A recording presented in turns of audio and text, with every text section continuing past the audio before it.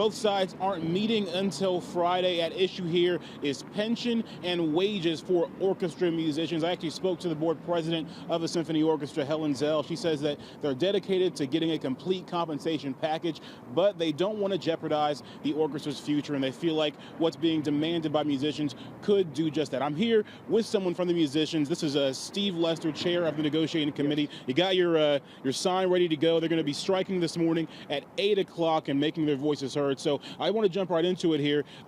When it comes to what you guys are demanding, the orchestra is offering a 5% pay increase over 3 years. That would give you guys $165,000 a year. Why do you want to see an increase from that? Well, that doesn't keep up with inflation. It hasn't kept up with inflation. It hasn't kept up with other orchestras that have had increases that have exceeded that in the last few years. So we're behind. We're behind where we need to be. We need to be at a reasonable, competitive place to attract and retain good talent.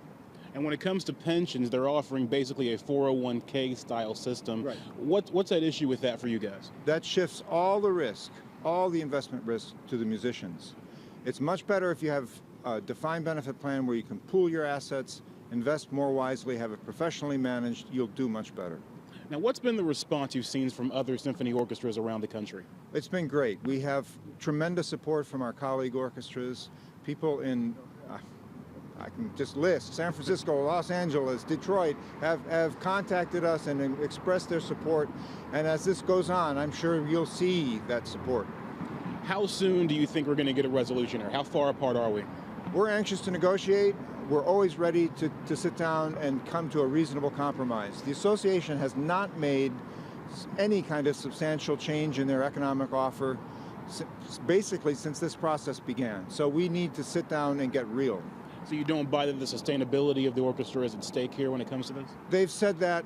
That's crying wolf. They've been talking about that forever.